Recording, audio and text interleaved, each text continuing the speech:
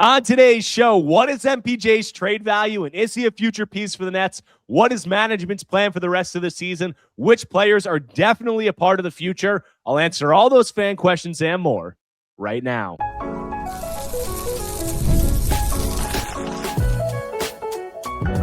You are Locked On Nets, your daily Brooklyn Nets podcast. Part of the Locked On Podcast Network, your team every day. Welcome in to Locked On Nets right here on the Locked On Podcast Network. Now the #1 sports podcast network. It's your team, the Brooklyn Nets, every single day. I'm Erik Slater, Brooklyn SB reporter for ClutchPoints.com. Thank you for making me your first listen of the day. The show is 100% free on all those great platforms. And on today's episode, it's Fan Take Friday. I took questions and takes from listeners on a wide range of subjects. So I got Lucas Kaplan coming on the show. We're going to dive into all those questions right now. All right, we got Lucas Kaplan here now on a Fan Take Friday. First time that I think Lucas has joined the show for a mailbag episode. So Lucas, excited to get into it. And we got a lot of MPJ questions, a lot of MPJ takes. So we're going to start it off with a few of those. First one is, I guess, kind of a take, also a question. It says, the way MPJ is playing, he appears part of the future. I could see the Nets offering a 4 for $130 contract when this contract is up. He's not a max player, but a good one. And that's from MJ. And I've kind of been back and forth on this. This is obviously going to be a big topic of conversation, over the coming months leading up to the trade deadline. Do the Nets look to shop MPJ? Is he a part of the team's future? I would say that, the deal that you just threw out, 4 for $130, that's around $32.5 million per year.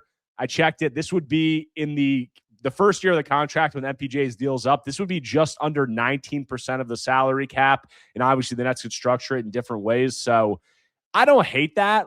I don't think it would be a terrible deal by any stretch of the imagination. I ultimately think that it comes down to the Nets' evaluation of him. And I think the biggest thing for me is it comes down to timeline. If you look at MPJ right now, he's 27 going on 28. I think it's pretty clear that he can fit into the Nets' vision of how they want to play. But it's just a question of if it's going to be 2-3 years before they're truly competitive, do they want to cash in on where he's at and on his timeline now, or are they comfortable holding him until he's, 30, 31, 32 years old and they're actually competitive? And you do need players who are going to get you to that point in the meantime, but ideally, those players mesh, with your timeline optimally. So I'm back and forth on this. With the way MPJ is playing, I could definitely see him being a part of the future, but I could also see some teams having value and then that's looking at it and saying, we can flip him and cash in even further on this Cam Johnson trade, and that could probably help them clear their books. I think that would be attractive. So the contract you threw out, I don't hate it. I think that it's pretty realistic if MPJ keeps playing this way as to what it could be, but I'm kind of torn between the trade and, keep MPJ. Lucas, where are you at on it? Yeah, well, glad to be on Mailbag Friday. I had to shave and look nice for the occasion. Yeah, That's why I did goatee, it. man. Luke is coming in with the baby face right now. Yeah, like I said, I stopped getting carded, so I had to make a change. The sticker shock at the 130 million number is, again, like you said, it's less than a fifth of the cap. In the first year, it'll only go down. It's not really the number. It's not the money that I think I'm, forming my opinion around. It's more so Jordy's gotten so much out of him as a number one option, or at least, the centerpiece of this offense, that it's interesting to imagine what it might look like down the road if you want him to be the third highest player, whatever the case may be. And there's just so much left to figure out over the next year and a half with who they draft, what free agents are going to be available that summer, how close they think they are to contention after next year. So it's really hard for me to give a firm opinion, but I will say this: 2 months ago, it wouldn't have been a non-starter, and now it's not. So yeah, that's something. He's swayed a lot of people, I think, including you and I. And I would say that, yeah, for me, I don't really have any doubt that MPJ can be an impact player on a championship team because we've seen him do it. I mean, he was the third or fourth best player on a title team, and given they had the best player in the world in Nikola Jokic leading the way, but still, that kind of speaks for itself. So I can see a team being happy with paying MPJ this amount of money, especially given the way he's playing. As I said, I think it just comes down to timeline for the Nets and them maximizing like their asset pool, their long-term outlook, and just keeping MPJ. Is that a prudent move versus cashing in on what value he could have, for the rest of this contract in the next 2 years? So we'll see about that, but more MPJ questions, some on the trade value. Why does Lauri Markkanen have more trade value than MPJ? MPJ is younger, on a better contract, and played on a winning team in Denver. Their stats are similar, and both of their defenses are bad. That's from L.E. Johnson Inc. And Lucas, you can take the reins on this one, then I'll jump in. Yeah, I mean, it's a comparison that I've been seeing more and more, and it makes a lot of sense. And I don't know that Lauri's trade value is a lot higher right now. I mean, it would seem that way just because of how often he's been in trade rumors over the last few years. And every time there's been a good team, oh, well, the Pistons just need Lauri Markkanen to put them over the top. Oh, or the Thunder are going to cash in their picks on Lauri. You kind of keep hearing it. But until there is a trade, I'm not really confident that his value is maybe as high as the Jazz would like all of us to believe. Now, MPJ has had this track record of putting up these numbers on this efficiency, albeit on a bad team, for only like 2 months. Lauri's been doing it for a couple years, but it's a good question, and I think the money is similar, right, Erik? Lauri's on a long-term contract. I was just looking this up, and he's making more. He's on he's on the extension. 1 second, I got it here.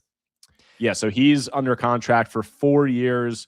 After this at $196 million. So it's not really similar. He's making 46.4 this year, 46. Basically, he's at a 30% cap hit this year, and it stays there. It goes, to 29% in the final year of the deal. So it's around there. So it's a little bit more money. And I think that should factor in. Like, look, I think that Lauri Markkanen is a better player than Michael Porter Jr., but I do think that contract extension would at least give me like some pause in regard to how you compare their values. I think that he's a better player. I think that he's going to have more value, but I wouldn't say that the gap is as big as some people perceive it to be based on the fact that Lauri has been, mentioned as this marquee trade piece and MPJ was just a salary dump. I think that that's kind of muddled the narrative surrounding it.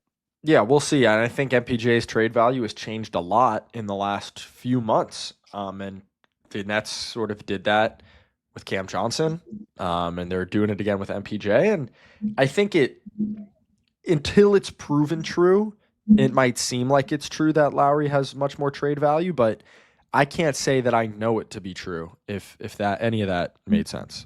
Yeah, and I've seen this as a narrative. Like, people have talked about this on Twitter of like the Pistons have been mentioned as this team for Lauri Markkanen, and they would be giving up, a couple players, a salary filler, and like 3 first-round picks or something along those lines. And you look at like MPJ, and people are like, is he even worth the first-round pick? I think that conversation is pretty much done now. But like, I don't think the gap between them is that big. I do think that, it all depends like on MPJ. Like, I think there was just this narrative around him that sometimes he could be an unserious player, and we've seen him really lock into playing a certain way with this Nets team over the last month plus. And if he can continue to do that, and he can also continue to keep himself off the airwaves, I think that the narrative surrounding him could change a little bit, and we could see the value start to creep a little bit closer to a guy like Lauri Markkanen. But another value comparison, this next question, it says, why is Austin Reaves at 27 being considered for a max contract, but MPJ is being treated like he is beneath that level?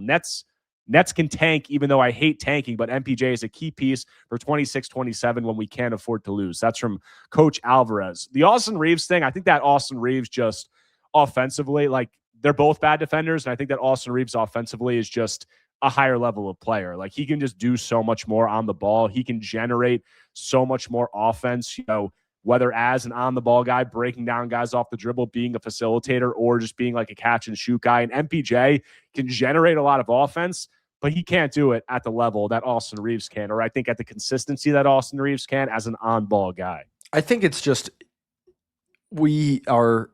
should give so much credit to this system and Jordy and how he has maximized MPJ's skill set. And that's not a diss of MPJ, but it is such a specific role and system that he's playing in right now. And I think we have seen Austin Reaves be able to maintain like his a lot of his skills and impact, whether he's sharing the court with Luka or LeBron or on the ball or off the ball. Like, I don't want to belabor it, but MPJ for the last 3-4 years has had a pretty poor playoff appearances, Yeah. especially offensively. Outside of the Lakers series, he really hasn't been able to sustain offense. And I know, like, there's a happy medium between a Jokic-centric Denver offense and a Brooklyn Nets offense that's catered to MPJ's strengths. But even within that medium, MPJ doesn't really create from a standstill. Like, he doesn't really add a lot in terms of connective offense. I'm not dissing him, but I don't think you can give max money or consider max money for a guy that kind of needs such a specific environment to produce this offensive impact. Whereas Reaves seems much more resilient and well-rounded and just, I don't know if I'd max him either, but capable of more, like you said. Yeah, those guys, like, those max contracts are reserved for guys who can drive offense, like, at the highest level and who can be bucket getters. And it must be said, like, what MPJ has done is super impressive, but a lot of it has been Jordi Fernandez scheming offense open for him. And I think that he can continue to do it, but he's doing this right now in November, December. I mean, if we're talking about doing this down the stretch of a playoff game, I mean, we saw, like, yesterday, I think he just missed some shots, but, like, the Heat's, third-ranked defense that really gave him trouble and gave this Nets offense trouble. And you're talking about a guy who needs to get you a bucket down the stretch of a playoff game where some of those off-ball things are kind of phased out. Austin Reaves can do that at a much higher level than MPJ is. And that's why I think he's viewed as a higher level of player. Given the fact, like, if MPJ was a lockdown defender, I think it would be a different conversation. But he's not. Last MPJ question before a quick break. It says, MPJ for the Nets is the equivalent of Julius Randle to the Knicks turnaround. Will he be here for the long haul? Who knows? But he can help us get better, gradually upgrade the roster, and get into contention. Yes, a top 4 pick would be ideal, but it can't be the only answer. And that's from RNS. And I don't hate that. I understand what you're saying. And I think the overall sentiment, and it's one that I've seen from Nets fans, is just that you need some pros. You do need some good players. I think with the tank, there is this sentiment oh, you got to tear it down. You need to liquidate every player that you can who has value in order to maximize your asset pool and, boost the tank and all that. And I don't think that's the case. I think that it all comes down to the long-term evaluation you have of players. If you think that MPJ can be a guy over these next, 2, 3, 4 seasons who really fits into your vision and can get you to a place where it's worth keeping him and giving up whatever assets you could get for him right now, then I understand it. But if you're not that high on him, if you think that this production is kind of easily replaceable, then I say you can cash in, you can bolster your tank, and you can, potentially open up some cap space. You can get more draft picks. You can just do all those things. So it comes down to the Nets evaluation, how much of it I feel like they think is MPJ specific doing this versus how much of this is Jordy. Would he be able to get this out of some other guys as well? But what's your take on that, Lucas? Yeah, that's a little bit rich for me in terms of the comparison.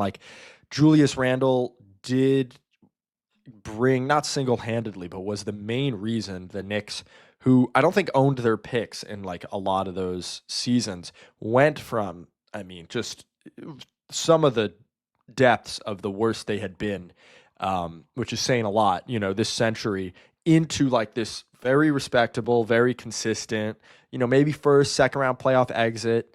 And we have not, I understand the question is, could we see that with MPJ? It's really a little bit early for that. And I just am not sure that,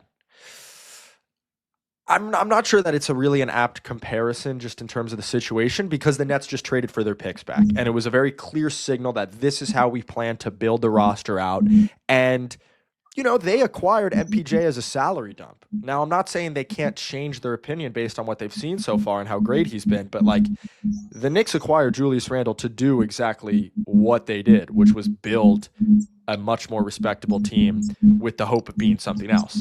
MPJ was acquired in large part to deepen the asset pool, to set themselves up for long-term flexibility.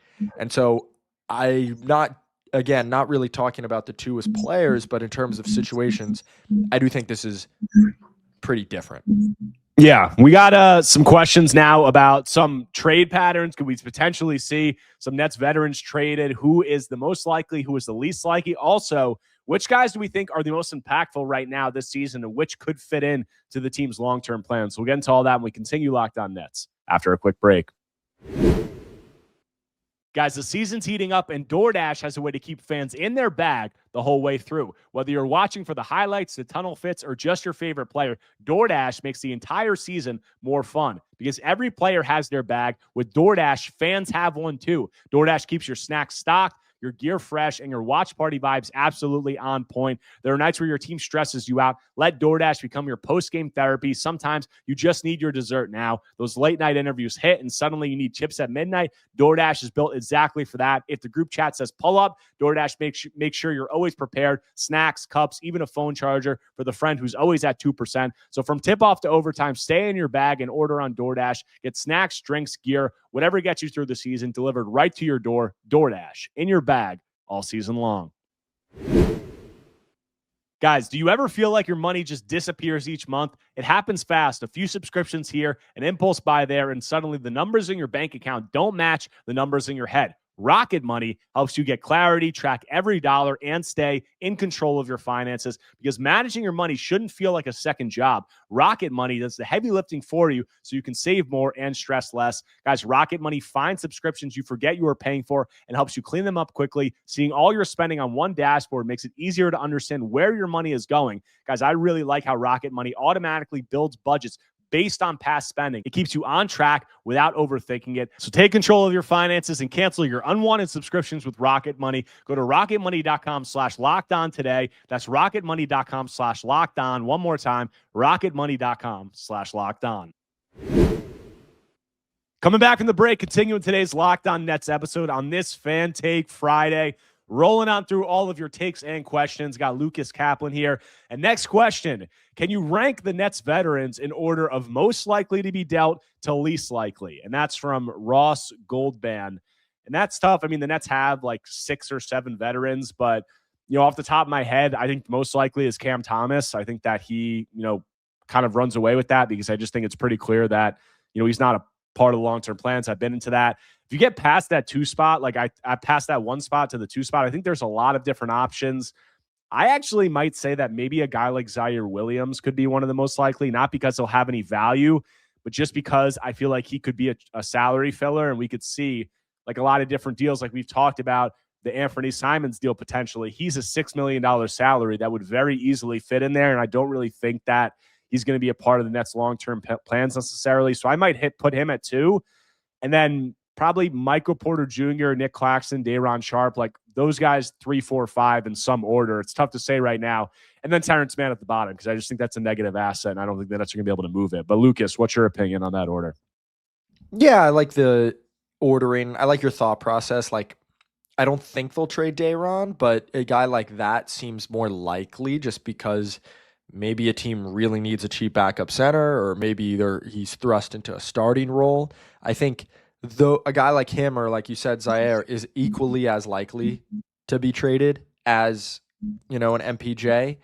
I think also like the smaller the salary is, just the easier it is. Yeah. For you. Like if you're a salary filler like Zaire, that makes it like so many deals could be possible that you could be involved in. And a guy like Day'Ron, like so many teams around the league can just look at Day'Ron and say, he makes $6 million. Like we can get him easily, in terms of matching the money. Whereas when you get to MPJ, who's making, above, $37 million, it just becomes a lot more specific and complicated. It's funny that we're calling like who we call veterans. Like Tyrese Martin is the 4th oldest. They're veterans. They're 5th-year players. Like that's a vet. I mean, you got 4 19-year-olds on your team. Those guys are veterans.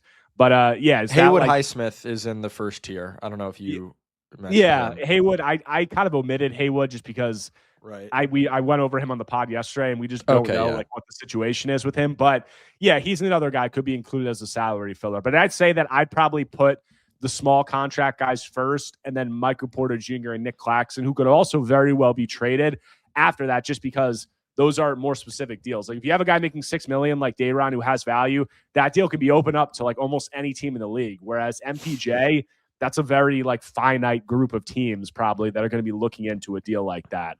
Honestly, sorry, my bad. No, go ahead. I was just gonna say tier 1 would be like Haywood, Cam Thomas, the smaller contracts. Maybe one of Zaire, Dayron. I'd put Zaire there. I think they like Dayron, next year. Tier 2, probably the big contracts, MPJ, Clax, and then I might throw Dayron in there for different reasons. So that's kind of where I would land.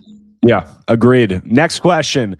Given the recent talks of expansion, who are the 8 players you would protect if it were this year? And that's from Jiffy Leaks. And Lucas, you can take the reins on this one. I like that. Someone's maybe been thinking about the WNBA, where we've been going through that this last offseason, the next few. I think you – oh, man. It's funny. I don't want to be too rude, but I am considering whether I'm protecting all 5 rookies. I had been thinking about that also. The 8 that I think that MPJ, Clax, Clowney, I think that those guys are non-negotiable because they'll all have value. Yep. And then I went with all 5 of the rookies. I think that the question below that is, it would be a guy like, Ben Surratt or Nolan Troy. Do you protect one of those guys over Dayron Sharp? I wouldn't. I would find a way to get Dayron in for one of those guys. Yeah, I hate to sound too absolutist, but like just the odds. I know they're younger, and it's the mystery box phenomenon. Just the odds of one of them becoming as good as Dayron is really low statistically, especially given their starts to their careers. Like, I'm not saying they've been disasters, but a low first round pick that like starts his career in the G League and is not playing that well in the G League, like Ben, it's tough to imagine him getting to like the heights that we saw Dayron get to last year. Or at least it doesn't happen that often, is all I'm saying. Yeah, no, that's totally valid. And that was, my thought process. But from the Nets perspective, like they pick these guys because they're high on them. I think they like Dayron too, but also it comes into like the positional overlap. Like, you have 3 rookie point guards, you have 2 centers, and you also have Danny Wolf. So I think that you can make a case either way. And I think that it's a really interesting conversation. But yeah, if you have the 3 rookie point guards, I could see you leaving out, one of maybe Ben Surratt or Nolan Troy and going with a guy like Dayron just because of what he's proven. And that's not necessarily so much of a slight to Surratt and Troy as much as like Dayron has proven that he can be a rotation caliber player in the NBA, which is pretty tough to do. But next question, somewhat similar. It says, imagine if the Nets were playing in the Cup Championship and Jordy had to play only 9 players. A win guarantees the number 1 pick in this year's draft. Who should he play and what is the rotation? That's from Roy B. Realtor. And, props to you guys coming in with some good questions on this one. I love it. But I would say, for me, I was going through this, and this was interesting to think about. My starting lineup might actually be, I think MPJ, Clowney, Claxton, that trio has been playing really well. That's non-negotiable. And outside of that, I might throw in Danny Wolf alongside them, honestly. Ooh. Maybe go with like one of my favorite lineups has been like the Wolf, Point Wolf, MPJ, Clowney, Claxton, and insert other guy at the 2. I guess you could say it's Yegor. But yeah, like Wolf, Yegor, MPJ, Clowney, Claxton. I like that lineup. It has its issues, but like every Nets lineup has its issues because this roster is not great. And in the second unit, I'd probably say Tyrese, Terrence Mann, just because I think you need a veteran in there with some experience, Drake Powell, and Dayron Sharp. Like, those were the guys that I had. Any changes to that starting lineup or the overall 9 guys that you would make? The starting lineup was the jumbo lineup and with Yegor starting? Yeah. Mm-hmm. You could throw Tyrese in there. Like, it's... Are we including Cam Thomas in this? I wasn't including Cam Thomas because I just think that because he's hurt. Yeah, I was just going off of what they have available to them right now. Okay, fair. If he was healthy, I'm certainly, I'm playing him off the bench. I would put Cam Thomas in if he were healthy as well. I think I have to start Tyrese over Yegor. Like, come on, this is the most important game for the Brooklyn Nets franchise in 4 years. We're starting Tyrese over Yegor, no offense. Yeah, definitely those 3. I might start Terrence. Like, I know it's really lame. He actually hasn't been like that bad lately. Yeah. He has the highest assist turnover on the team. They're about the same with him on or off. I know that's not exactly glowing praise, but I might go, veteran heavy, Tyrese, Terrence, Clowney, Clax, MPJ. That's 5. Give me, I think, I probably have to go Zaire over Drake off the bench, even though it hurts me a little bit. I'm not doing that, but hey, to each his own. I just haven't liked what I've seen from Zaire lately, and I think that Drake defensively, I think that you need a little bit of pop there, but Drake does have a lot of other issues, and that is a lot of youth in the rotation. So I understand. And let me go Dayron S7, and then I guess it's Danny. Yeah, I mean, Danny. Wow, I guess Yegor's not in it. That's sad. Maybe Yegor or Danny. I could go either way right there.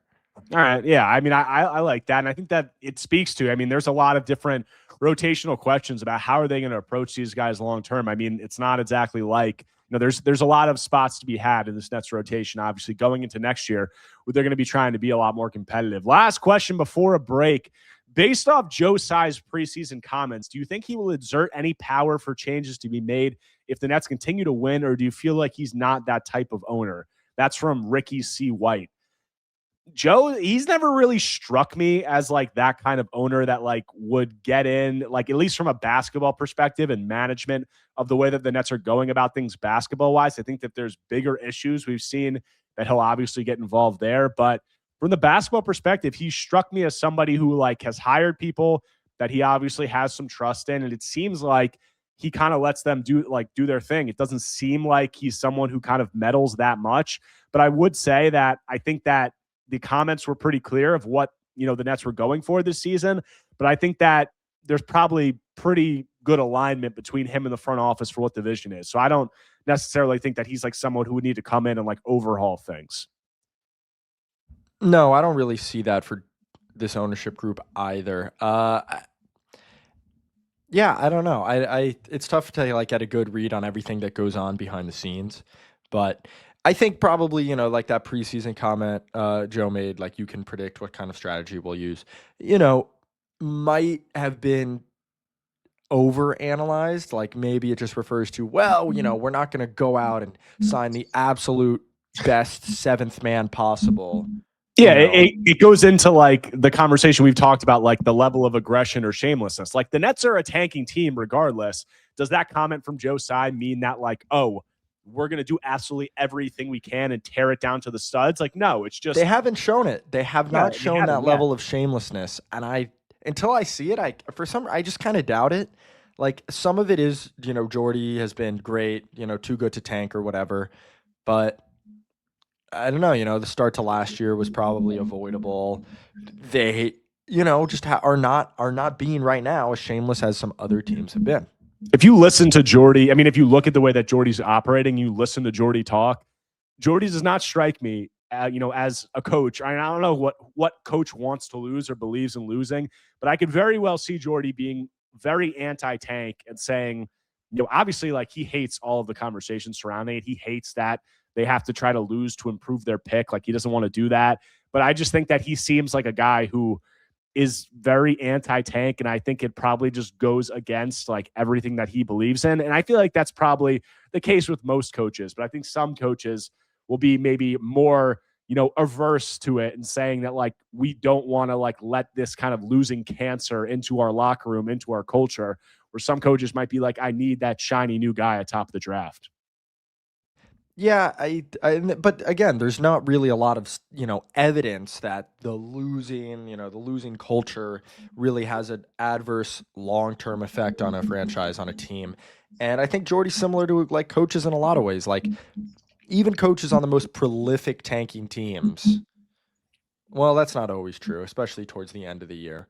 But yeah, I don't know. Jordy hasn't really surprised me too much with his kind of, especially in the early season, going for wins, his first head coaching job in the NBA. But it's really not on him to tank, especially when he's getting a roster with, some proven NBA players like he did last year. If we get to the end of the season and, starters are playing the whole fourth quarter, that's one thing. But I don't see the Nets being too shameless, and I don't see like this really extreme mid-season shift from ownership or something like that happening. Yeah, we'll see. We got a few more questions. We're going to close this out. A lot about the rookies and how we could see Jordy Fernandez approaching that as the year progresses. So we'll get into all that when we close out Locked On Nets after a quick break.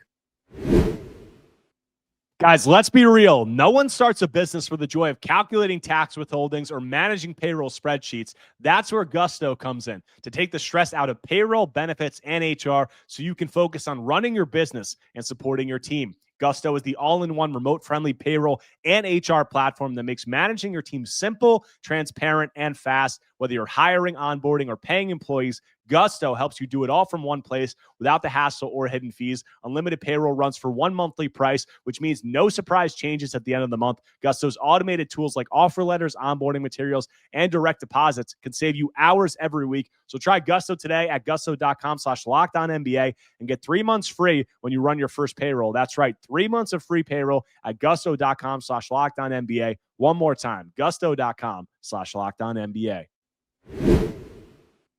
All right, coming back from the break, closing out today's Locked On Nets episode on this Fan Take Friday. Got a few more questions here with Lucas Kaplan. And Lucas, next one, how would you integrate Cam Thomas once healthy? Would it make more sense for him to sit until a trade develops? That's from the War Dog. Yes. I've said, yeah. The answer is yeah. Go ahead. Yeah. No, yeah, the answer is yes. Yes. I think all we right. all I think we all just kind of know it. Okay. Yeah. Yeah, I think it doesn't make any sense to bring him back, in my opinion. I've spoken about this, but go on. It's just the fact that that's the form of the question, which is a good question. We all know this somewhere deep down that like it just isn't, the juice probably isn't worth the squeeze for everyone except for Cam, which is the tough part, that he really wants to come back and play in this contract year that he kind of pushed all his chips into the middle of the table for. And it's just a tough situation for him, but like for the Nets, it doesn't really behoove them unless it is a stealth tanking device. That's really the only like logical explanation you could have for it. And I don't think that they're going to do that for reasons that we just outlined. But yeah, I mean, bringing Cam back, he's not going to increase his trade value like before the deadline. It doesn't, I don't think, to anything significant. And then he's just going to serve to take minutes away from younger guys. And it doesn't make any sense to me. But next question, with Yegor playing poorly anyway, why not try a big starting five of Wolf, Clax, Clowney, MPJ, and Mann? That's from Gerard Brandman. And I don't really see like a reason why you would take Yegor out of the starting lineup. I mean, we've gone over it extensively. This is a tanking season. Like Yegor's played poorly in some games. He's played well in other games. And I don't really see like, I understand wanting to get a guy like Danny Wolf into the starting lineup, but you know, Yegor's your lottery pick. Like he's your top guy. Does that mean that he has to have the status cemented forever? No, but I would keep him in the starting lineup. I don't think you want to like start messing with him and go from bench to starter back to bench. Like leave him in the role, let him do what he's been doing, let him play plenty of minutes. And I think that division thus far is playing out somewhat encouragingly to me. Especially because you can stagger these sorts of bench lineups where Yegor is the one in that lineup instead of Mann, right? Mann was like the one. You could just do that. And there will be injuries where you can try this stuff. Like we saw Drake Powell sprain his ankle, and then Noah Clowney had an injury scare yesterday. You know, I hate to say it, but there's going to be a lot more of that as the season goes on. I like that the Nets are experimenting. We've talked about like the Rockets when they were really bad, experimenting with the offensive rebound. How far can it go? We're seeing them reap the fruits of that kind of experimentation. I like the Nets throwing all this size out there and trying all this funky stuff. But again, none of that takes precedence over developing these rookies and these young guys that hope to be a part of the future. Agreed. And on that note, do you think Nolan Traore and Ben Saraf see any consistent minutes on this Nets roster this season? That's from Neil Aces. And yes, I definitely do. I mean, we've already seen Ben play 2 sets of 5 games where he was in the rotation, got consistent minutes. I was not shocked, but a little surprised that Nolan did as well as he did in the G League and then came up and didn't really get an opportunity, even though Jordy will to belabor that semantically. But I would say that I feel like those guys will get opportunities as the season progresses. We're going to see, I think, at least some moves made at the trade deadline. And that should be, I think, an asset accumulation thing, a tanking thing, and also, as a product, opening up minutes for some of these rookie guys. So I do think that we'll see both of those guys get extended stretches where they get to play as the season progresses. I mean, yeah, if we're talking about like March and April, I do think we'll see those guys in the rotation. I think the surprise hot take I might have is that if you just take a snapshot right now, Nolan might be closer to cracking this rotation regularly than Ben, which wouldn't have been a surprise 3 months ago because he was drafted higher. But Ben started on opening night for this team, and like I just wrote this. He has not been, aside from like some highlight drives, it's been really rough going for him. You know, again, the 26th pick, so what can you really expect? But, you know, even in the G League, he has 25 assists to 24 turnovers to 23 made field goals, something like that. You know, on Synergy, he's averaging like 0.7 points per possession in both the G League and Brooklyn. I don't want to dive too much into it, but like he might be further away than Nolan right now. I know Nolan's just kind of going on he's catching a heater from 3, but at least the trend lines are kind of going in opposite directions. Yeah, I think that's fair to say. I feel like both of them, like regardless, I feel like if either of them are playing up the NBA level, it's going to be ugly. Like we could argue about who's closer and whatever, but I think that both of them will get their opportunity. And when they do, I fully expect there to be a lot of ugly moments and a lot of growing pains, but that's ultimately, you know, what this whole season is about. Next question.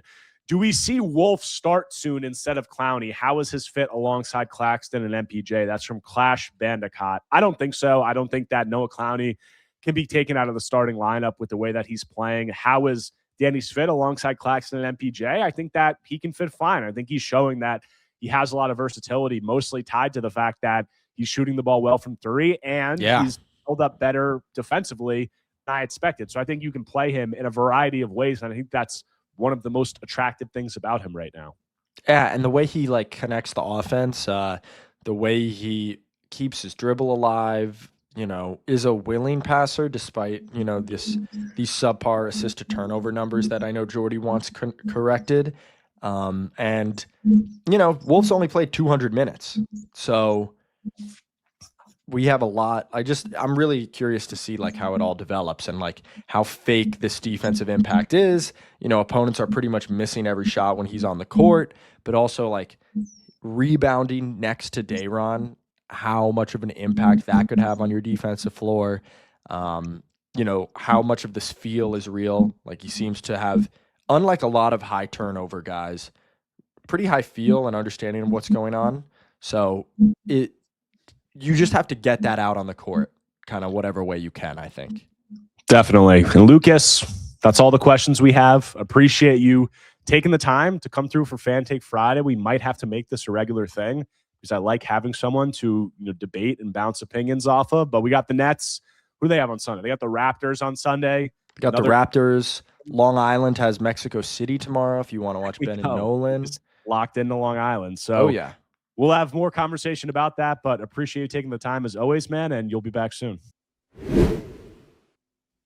That does it for today's episode of Locked On Nets. Hope you guys enjoyed the mailbag with Lucas, and thank you to all of you who continue to submit questions and takes and allow me to do these mailbag episodes. I really enjoy them. But if you guys do not already, make sure to subscribe to Locked On Nets on YouTube and wherever you get your podcasts, whether Apple Podcasts or Spotify. If you enjoy the content, take 1 second right now, smash that like button, leave a comment, leave a 5-star review. Anything you can do to engage is much appreciated. The Nets are back in action on Sunday. They'll be taking on the Toronto Raptors at Barclays Center, so I'll have coverage of all that and more when I'm back on Monday talking more Brooklyn Nets basketball.